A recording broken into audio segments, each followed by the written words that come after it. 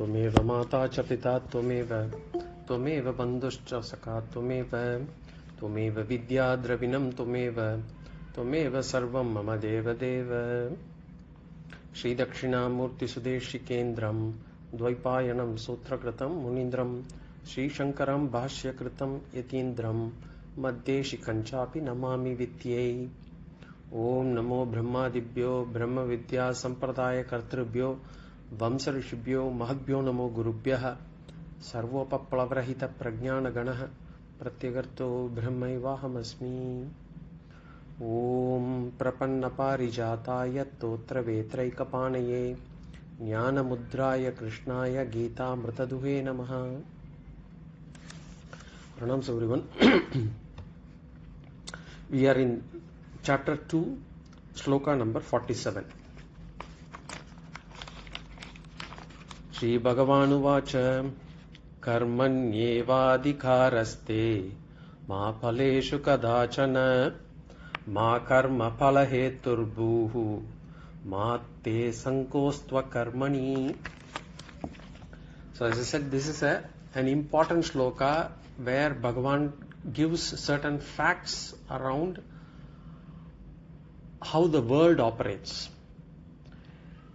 Only with these facts in mind, only with a complete understanding of the facts of this, how the world operates, will we get a conviction on conviction to follow Karma Yoga. And these facts, even otherwise, will help us to set our expectations about how the life actually turns in our, how the life actually comes up in our life, what kind of situations we are in, what sort of outcomes we get in life. These facts help us to understand why we face certain situations the way we face. So here Bhagavan says, the first line, karmanyevadhikaraste. He says you have a choice or you have a right over action. So every one of us have this free will on our actions. We can either do it, we need not do it, or we can do it differently.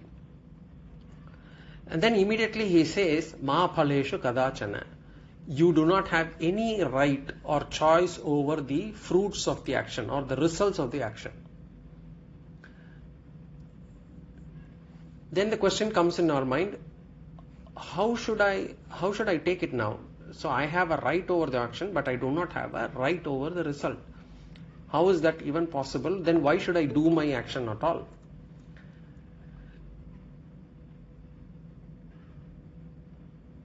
Bhagavan says, he is clarifying in the second line, he says, ma karma phala hetur buhu ma te sangostva karmani. He says basically there are two outcomes, two outcomes to whatever actions that we do. One is the drishtapalam, the other is the adrishtapalam. The outcome is decided by the adrishtapalam, which is either Papa or Punya. The adrishtapalam can be either Papa or Punya. And the adrishtapalam is decided by the attitude that I have on the action itself. On what basis this adrishtapala is determined? The attitude that I have on the action itself, the bhavana that I have on the action itself. And we saw the example of how two persons with knife,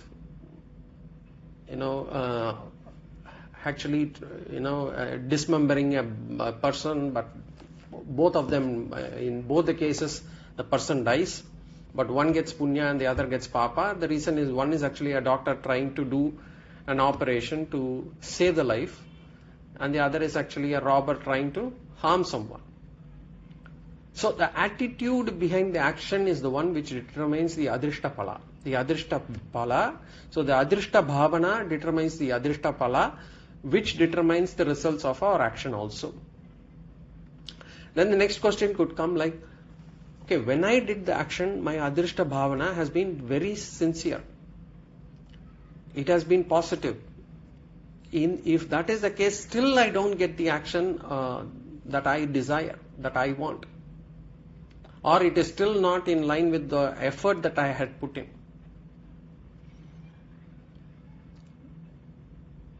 So then we have to understand is that the adrishta phala that determines the outcome of the action is not only based on the adrishta bhavana that we have on that particular action, but also is based on the adrishta bhavana that we have collected, or the adrishta phala that we have collected over millions of janmas or billions of janmas, over so many actions, trillions of actions that we have performed.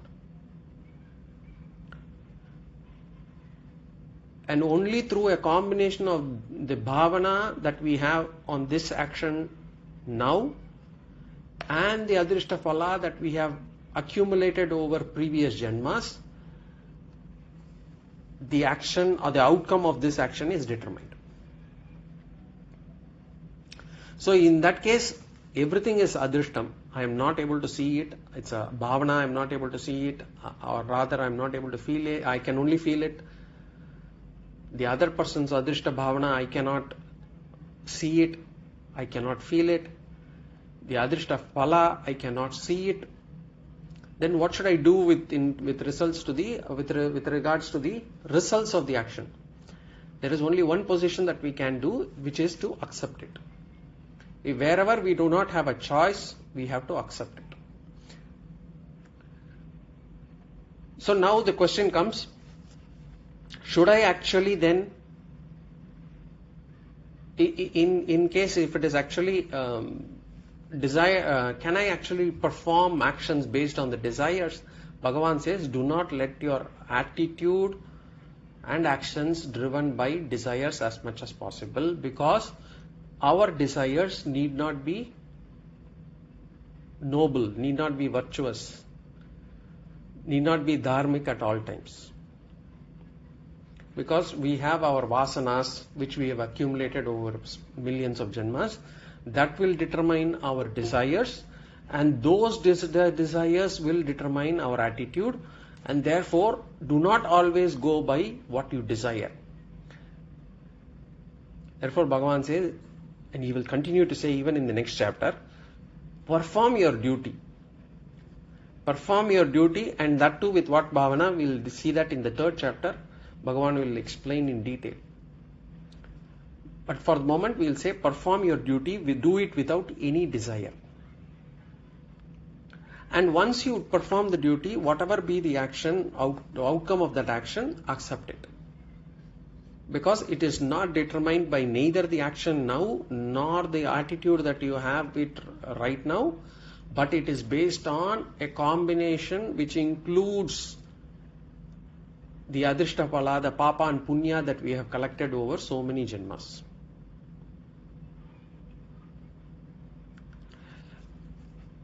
Now, whenever we do any action generates punya or papa.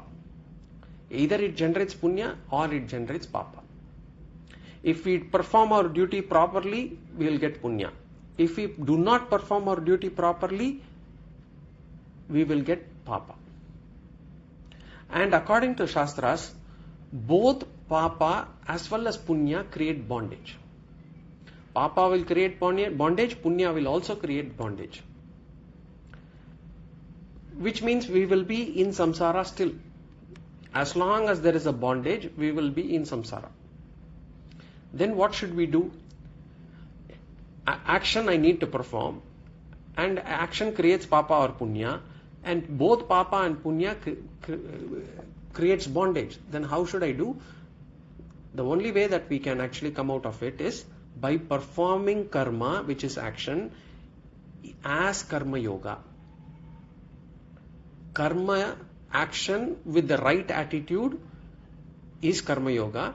If we perform karma yoga, then it will not create papa or punya, it will not make us or bind us to samsara. On the other hand, if we do karma as karma yoga, then it will give us purity of mind, it will give us chitta shuddhi, which will make us qualified for jnana. So karma performed as karma yoga will not create papa or punya. It will give us chitta shuddhi, purity of mind, which will help us get qualified for jnana, ultimately moksha. So that is what is said in the second line. Ma karma phala hetur buhu ma te sankostva karmani. We'll see the sloka. Ma abuhu. Ma abuhu, may you not be. Bhagavan says, ma abuhu, may you not be. May you not be what? How should we not be? Bhagavan says, karma phala hetur buhu. Karma phala hetuhu. Karma phala hetu.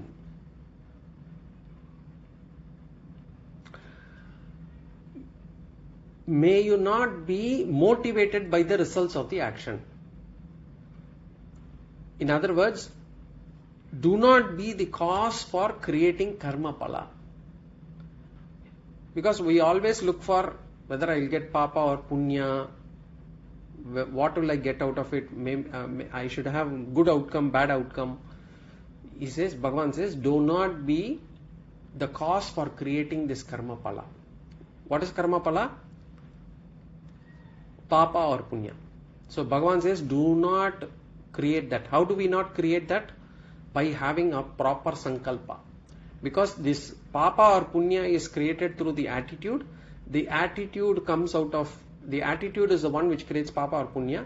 So our attitude or our sankalpa determines papa or punya. If we do not have, if we have the right attitude, then it will not create papa or punya. In other words, if we do not let our motive driven by desire, we will not have papa or punya. If we do our duty, even our duty, with a sankalpa, with some sankalpa driven out of desire, saying that I am doing this duty because I expect this person to do it back for me because he has got a duty over me, then it will create papa or punya, and that way we will remain in samsara. So what do we need to, how do we get chitta shuddhi and how do we escape out of samsara? We have to have a change in attitude. What is the change in attitude needed? Bhagavan is going to give that in the next sloka. Okay. So may you not be motivated by the results of the action. May you not be driven by karma phala. May you not be driven by papa or punya. May you not remain in samsara. Now, the last part. Mate sankostva karmani. Mate astu. Mate astu sangaha akarmani. Mate astu means may you not have. Mate astu, may you not have what? Sangaha. Sangaha means an inclination or attachment. Sangaha means attachment. May you not have an attachment in what? Akarmani. Akarmani means towards inaction. He says, do not have an attachment towards inaction. Do not have a liking towards inaction. Do not have an inclination to inaction. In other words, do not drop action. And why does Bhagavan say that?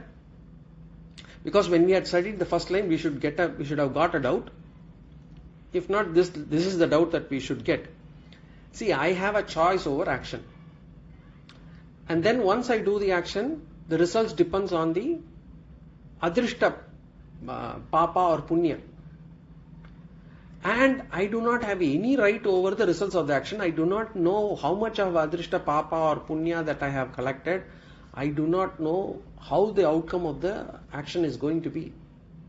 Whether the results are going to be favorable or unfavorable. Then I could see that, because the results could be unfavorable, why not stay not doing any action at all? Can I not just remain inaction with doing any action?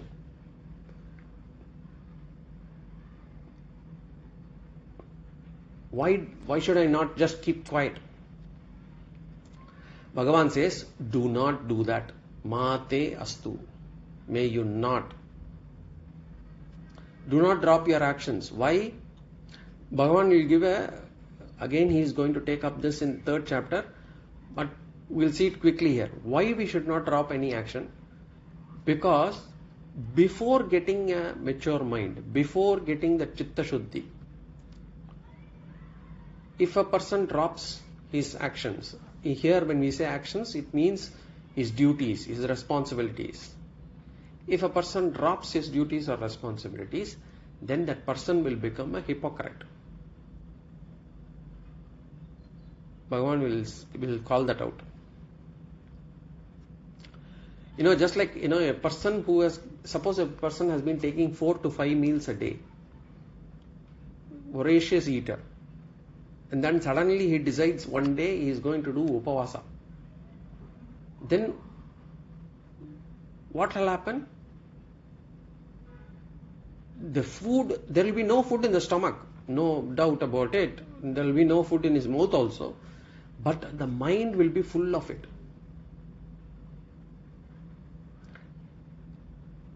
And whenever he passes through the kitchen, it will be like heaven. He feels that he has been actually tied.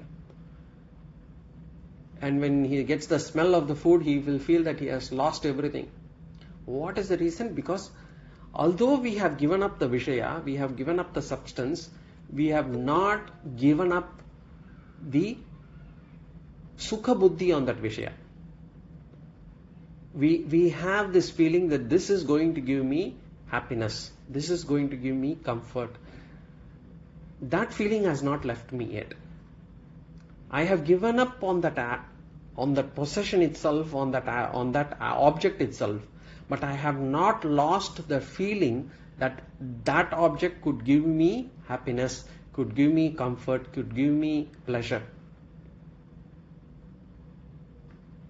So, if a person gives up karma, drops the action before the mind matures, what will be the consequence? What will be the consequence? Apart from being a hypocrite, Bhagavan will give you later something more. But here Bhagavan says, first we can understand, we will become a hypocrite. Bhagavan says, so therefore Bhagavan says, do not give up karma. Do not give up your duties. Dayananda Swamiji used to say, in Rishikesh there will be people who would have come from the plains. They would have taken up sannyasa, fearing, some trouble in the place that they live. So to escape the trouble, they would have come here, or there would be some issues at home, and therefore they have taken up sannyasa. And they would take up sannyasa, they would have become a monk, and they would be saying that I want to seek the truth now. And because they had actually, they have been unable to face the trouble at home or in the place that they live, initially there will be some bit of interest about this one. But then sooner or later what will happen is, their mind will not be sticking to this Vedanta, their mind will not be sticking to all this scriptural study and all those things. Their mind will start working, and they will start doing some business. Maybe they may not go back to the place where they were, but they will start doing some Rudraksha business, or they will take up some kind of a tour guide, become a tour guide, or they will start saying that I can do some accounts here for the ashram, something or other. They do not want to, they cannot remain quiet. To give up karma is not easy. To be in a state of inaction is not easy. Shastra says, be in solitude. Solitude is not easy if the mind is not mature. Solitude means no people, no gadgets, just remaining alone. No people around, no gadgets around, nothing. Initially for 1 or 2 hours it's easy, but to be in like that, it's not easy. People will start feeling lonely, and it'll trouble them to the extent that they will start feeling depressed. So until the mind becomes mature, action, duties must be performed. We should not give up them. Therefore Bhagavan says, Mate astu sangaha akarmani. May you not have an inclination towards inaction. Do not desire to be actionless. In other words, do not desire to be lazy. Because the moment we drop action, that means we want to get out of Rajoguna. And the moment we want to get out of Rajoguna, only if our mind is Sattva, we will be doing all Sattva related actions. Otherwise, the mind will immediately go to Tamas. Therefore, we will desire to be lazy. We will desire to be irresponsible. Therefore, do not give up action. In fact, as I said, we'll be dealing in detail in chapter 3 again. So this is about this what we need to understand about action and outcome, how it works in this world.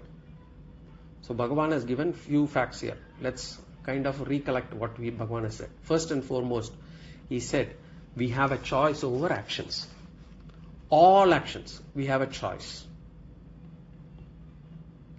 Bhagavan says we have a choice over all actions. So anything that we do, we can do one way, different, or not do it, but do it differently. But what drives those actions is basically some of our vasanas. All those things are driving our actions. But we have a choice. Whether it is attending Gita class or not, it is our free will. Whether to speak at that moment or not speak at that moment, we have. Whether to watch that particular video or not watch that particular video, we have a choice. Whether to eat something or not eat something, we have a choice. But there could be our vasanas which is forcing us to do those things, but we still have whether there will be a fight between our vasanas and our free will, whoever wins rules. But we can do an action. We also have a choice not to do that action, or we have a choice to do the same action differently. So we have a choice. That's one fact that Bhagavan gave. One thing that Bhagavan said. Then the second advice Bhagavan says is, once the action is completed, the moment you complete the action, you have no right on the result of the action. I have written an examination. I do not have a right on what is going to be the outcome. I have done my duty. I don't know whether the person is going to react. Whether the person is going to be appreciative, whether the person is going to acknowledge, whether the person is going to do their duty towards me. We don't have a choice. So if I do not have a right, how should I consider the result? Initially, all throughout our lives, we have been always driven by the results of the action. I want to have this and therefore I am doing this action. So our thought process has always been outcome based. I want this outcome and therefore I do this action. Bhagavan says, no, turn it around. Do not have it outcome based. Do not have it action based. I must do this action and therefore I am doing this action. I do not know how the results will be. Whatever be the results, I will accept it. That should be the expectation. Bhagavan says, do that way. Then the question comes, even though there is no choice on the result, how does the result get determined? The result gets determined by my bhavana, by my attitude. The fruit of the action depends on what is the attitude that I have while performing the action. So Bhagavan is basically reconciling the second statement. If I don't have a right over results, who has? Or how it is determined? Bhagavan says, your attitude determines. But then we also see, my attitude seems to be okay, my action is also okay, but then the results are not the same. In fact, the other way also is true. Sometimes we do not put the right effort, we may not even have the right attitude, but somehow the results will be favorable to us. We may do it with a hidden intent in mind, but yet we may get praise for doing that. Or we would have just put a small effort, we would have got our results. So that is also possible, but we don't dissect all those things. We think it is all those things, we deserve those things. We only dissect when things don't go right, or when things don't go the way we want. At that time we want to blame everybody else, the situation, the environment, the world, even Ishvara, everybody, everything else apart from us. Bhagavan says, no, it is your attitude which determines this. Then we say, how come I have put the right attitude, but it's not still giving me the right outcome? Bhagavan says, it is determined not just by this attitude, but by the karma phala that we have accumulated over, adrishta phala that we have accumulated over millions of janmas. So, and the result comes on the basis of our sankalpa, whatever we have taken at every stage, for every action. So then the question comes, okay, why should I not be in a state of inaction, so that I don't want to get unfavorable results? So can I remain actionless? Can I resort to inaction? Bhagavan says, no, do not do that. You must do your duties. Because if you don't do, Bhagavan will say later, you will become a hypocrite. There are other problems as well. There is a feeling that sometimes even at home, there will be a feeling at home that, because this person is going to Gita class so long, one day this person might take up sannyasa and leave us. Trust me, it won't happen. Because we have so much interest in our lives that we will not take up sannyasa.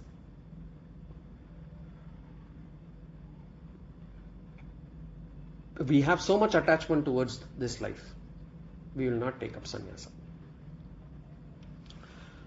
So at the same time, because we will not take up sannyasa, because our mind is not mature enough, because we still have an attachment towards this life, do not give up action also. Because once you give up action, you will not be taking up sannyasa. Instead, you will go down the ladder. You will become a tamasic person. You will become lazy. You will become irresponsible. And whatever spiritual growth that you hope to achieve by remaining actionless, it will be counterproductive. So may you not have an mate astu sangaha akarmani. May you not have any inclination towards inaction. So remember this sloka, this is what it says, those facts regarding how the world operates. Certain facts for us to know so that we have the right attitude while performing action. Because only then we will have this conviction on the attitude that we should have. And these facts, we'll have to write it somewhere and keep reminding ourselves every day. These 4 or 5 points, keep reminding. I do not have a right of choice. I do not have a right on action. I do have a right on action, but I do not have a right on the outcome.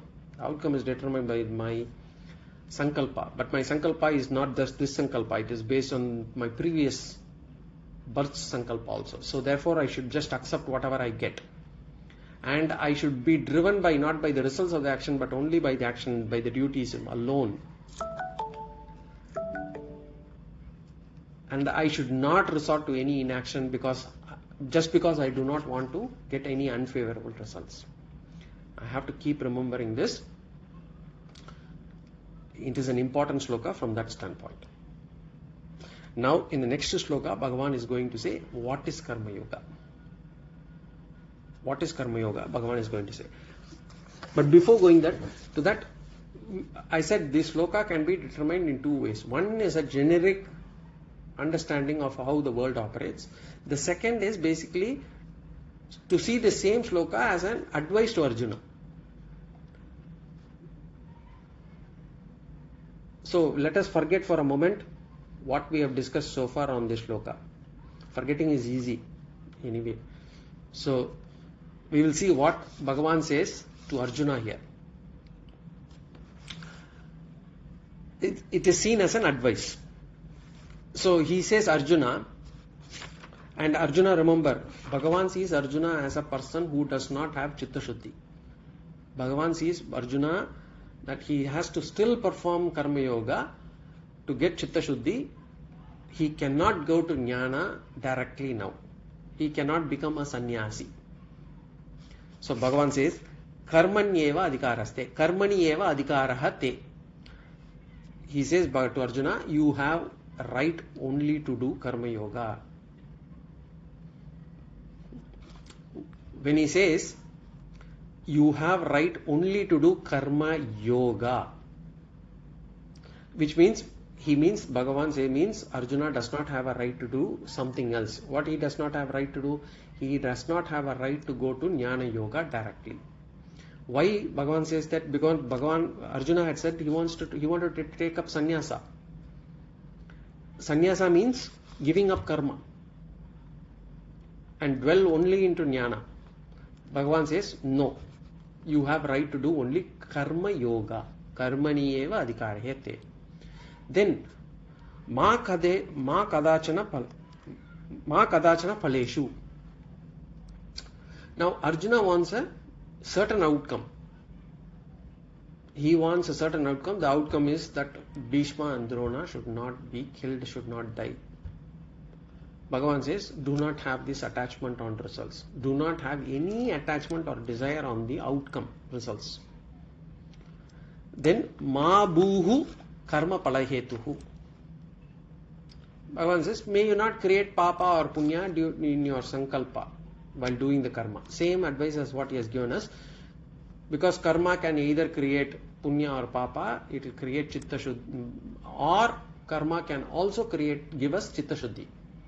Depending on the sankalpa, it will either create papa or punya or will give us chitta shuddhi. It cannot be used for both. So Bhagavan says, do not do your action without any sankalpa. That's the third advice. Then Bhagavan says, Mate astu sangaha akarmani. May you not have an inclination towards inaction. Why Bhagavan says that? Because Arjuna said he wanted to not fight the war. He wanted to resort to inaction. Bhagavan says, no way, do your duty, do not resort to inaction. Because any renunciation, any tyagaha, here karma tyagaha we are talking about, akarmani means karma tyagaha.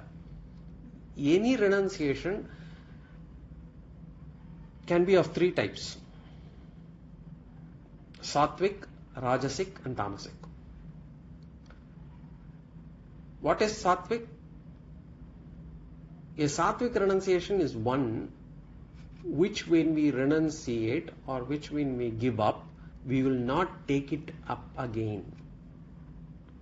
A sattvic renunciation is one when we give up, it is given up. It's not taken up again. How many times we would have said, I want to give up on certain things, but then we pick it up.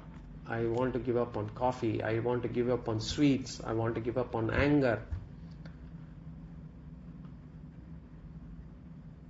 We would have taken it back again, because those are not sattvic renunciation. So, if we resort to any inaction, karma tyagaha, right now, when it is not sattvic, then it will lead to tamoguna, and the decision itself would have come out of delusion. The delusion that if I give up this, I would become a sattvic person is a delusion. Initially when we give up action and then we take up some study of scriptures, initially for a few days, maybe even for a few weeks, we will have this interest to pursue. But then after some time, it will go back either to rajas or tama. So the mind will keep changing. As long as the mind itself is not steady in sattva guna, we should continue to do actions. We should not renunciate. We should not take up sannyasa, because that renunciation will not last. So Arjuna, this decision of yours not to do your duty, take up sannyasa, give up on war, is not right. That's what Bhagavan says here. So this is the advice to Arjuna here. Now, before we go to this next sloka, just on this inaction, I want to spend some more time. There is a big disadvantage in inaction. And that disadvantage is, some people think, initially when we are drawn to all this Vedanta, we think, I want to get away from this life. I want to become a monk. I don't want to be in this family life, this samsara. This is actually lots of issues. Mortgage, house problems, home problems, boss, neighbors, family, all these issues are there. If only we are a monk, there is no such issue, there is no such problem. But what we fail to understand is, there is a big disadvantage in inaction. That disadvantage is that the moment you renunciate action, the moment you give up duty, the moment you give up action, we lose an opportunity for inner growth. Why do we say that? Because action or performing our duty alone can give inner spiritual growth.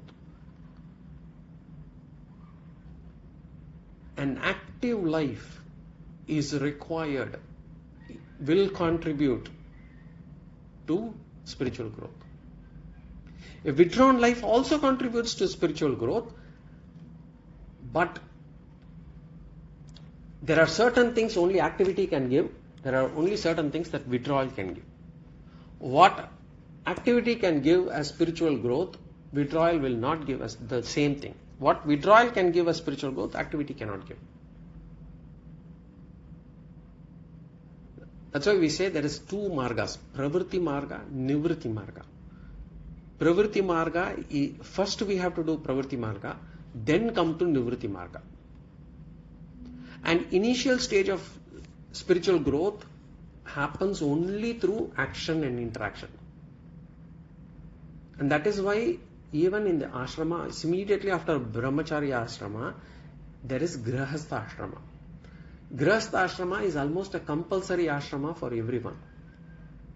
Because only in that ashrama there is scope for action. Through a lot of transactions we do, a lot of interactions we do with people. And what happens during those actions and interactions? We get tested. We get tested in various ways. How much of Shastra has gone into us? How much of conviction we have been able to build?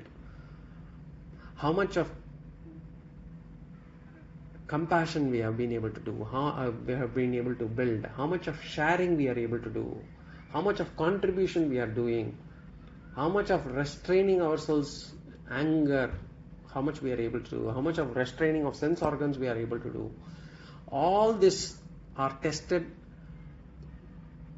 only during that stage. How much are we able to overcome our raga dvesha? Overcoming raga dvesha cannot be done through nivritti marga. Overcoming raga dvesha can only come through pravritti marga.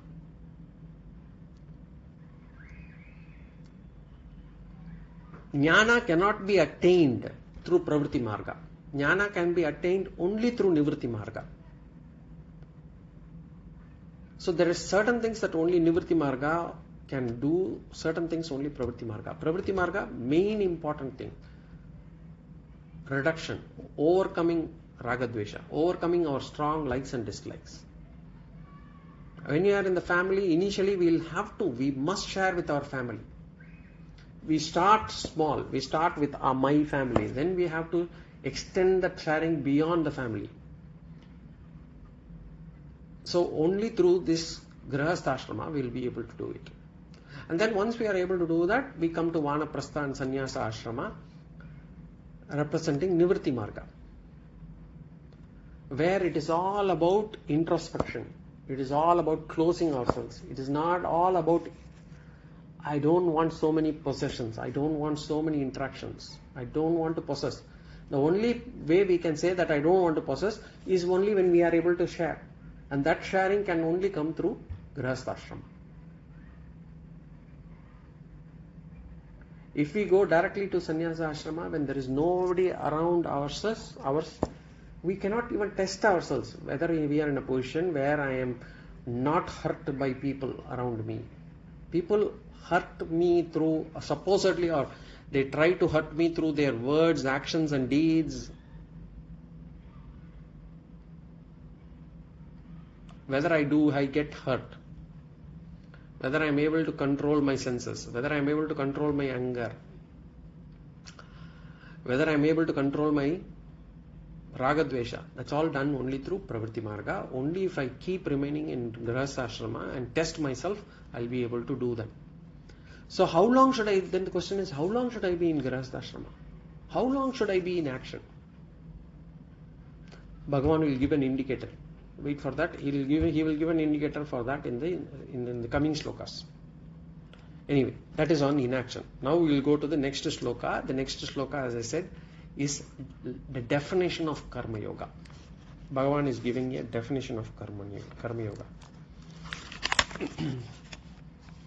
Very important sloka again. Sloka number 48. Shri Bhagavan vacha yogastha kuru karmani sangam tyaktva dhananjaya siddhya siddhyo samo bhutva samatvam yoga uchyate.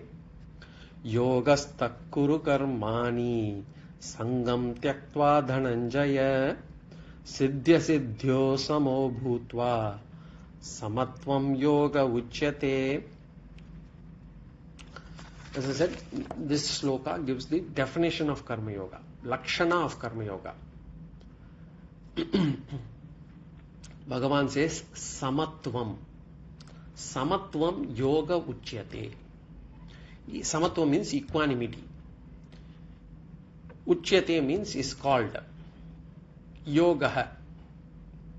Yoga. Samatvam is, equanimity is called as karma yoga. Yoga here means karma yoga. Definition of equanimity of mind. Now, equanimity is called as karma yoga. That is the lakshana of karma yoga here. Now, when we say samatvam, equanimity, on what should we have this equanimity? On two things we should have equanimity. One, when performing our action, when performing our duties, there should be equanimity. Two, when we get the results. When we get the results of our action, we should show or have equanimity. The entire karma yoga, it is about two types of attitude. Now we will talk about the attitude that one must have when performing action. The first attitude that we must have, or the first attitude that we must have, is when performing action. And what is the attitude that we should have when performing action? Ishvara arpana buddhihi. Especially duties. When we are talking about duties, any duty that we have as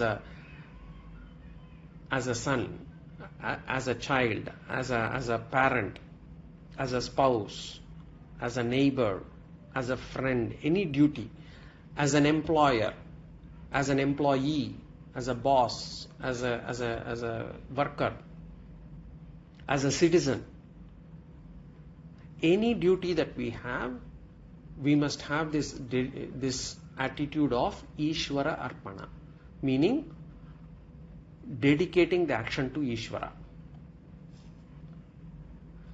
That is the first attitude. Then the attitude that we must have when we get the results of the action. The attitude that we must have when getting the results of the action is Prasada Buddhi. Prasada Buddhi means taking the results as Ishvara Prasada. Ishvara Anugraha. And this is the what can I say, the attitude that or the sutra behind Karma Yoga. What is it, Karma Yoga? Karma Yoga is right action, right attitude. What is the attitude we are talking about? Especially performing duties, Ishvara Arpana. When we get the results, Prasada Buddhi.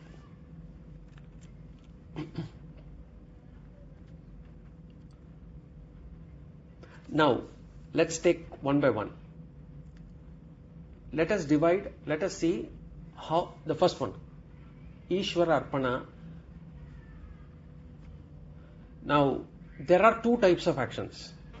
Two types of actions in the sense, there are any action that we do from morning till evening, any action, they can be divided into two types. One, our duties, kartavyam. Our duties, there are certain duties that we must do. These must be performed for the sake of maintaining the body, for the sake of maintaining the family, for the sake of maintaining the society. There are certain duties. These are called as kartavyam. Must be performed. Second is, there are certain actions that we do that are driven by our desires, which is called as kamya karma. These are not must perform actions, but these are done out of our desires. I have a desire and therefore I want to do these actions. So these actions are optional. Going to a restaurant to eat, going for a holiday. There are so many things. Even within the house itself, just going into the fridge, having a sweet from the fridge, it's just out of desire. That is an action, but it is driven out of desire. That's not a kartavyam, that's not a duty. But all actions can be divided into two. Right from brushing our teeth in the morning to going to sleep in the night, it can be either divided as kartavyam or kamya karma. Duties or desire-driven actions. Going for a walk, watching a movie, it's all kamya karma. Kamya karma, we will see it later. We will see about kamya karma later. Now we will see what is kartavyam. We will see about kartavyam, duties. Now, what are duties? On what basis are the duties defined? Shastra says, duties are defined based on your varna and ashrama. Again, we will see this in third chapter later. But depending on your varna, as in whatever your varna is and whatever your ashrama is, duties are defined.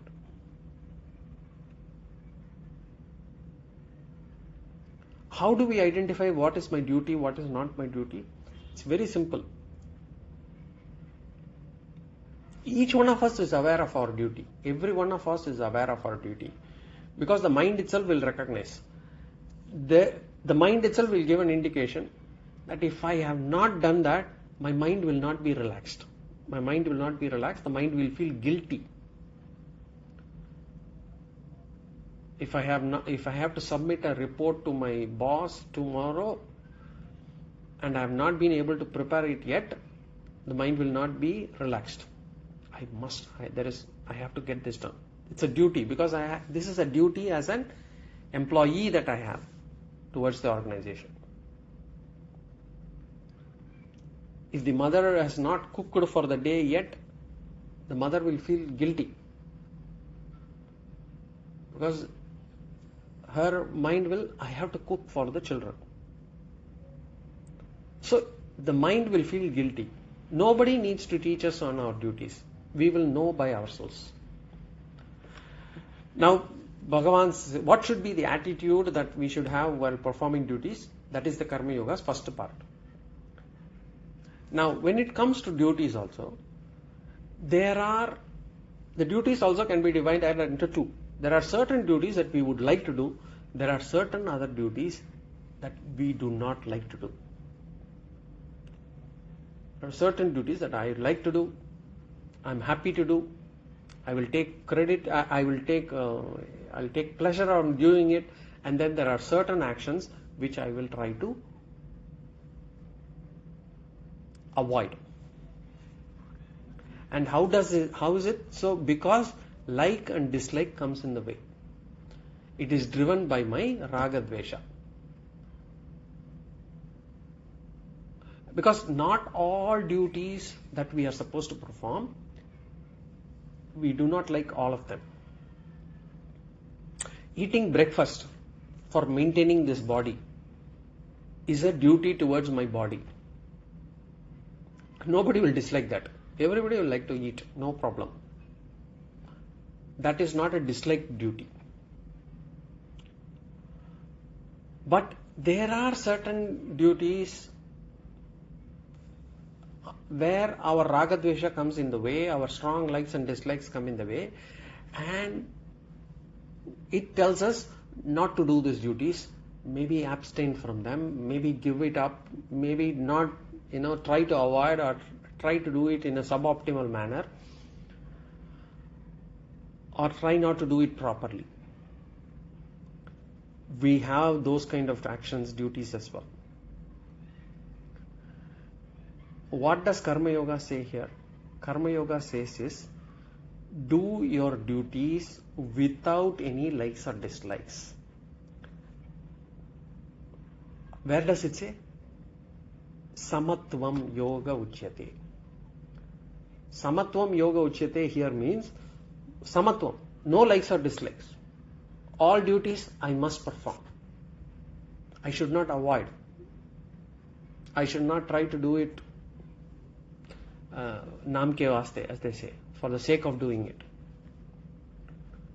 Samatva means do not get influenced by your likes and dislikes. Key word for Karma Yoga. Karma Yoga, what is the definition? Samatva.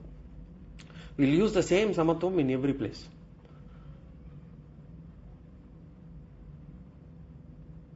When will we go away from Samatvam? When we get influenced by likes and dislikes. So our likes and dislikes make us some duties, make us skip some duties.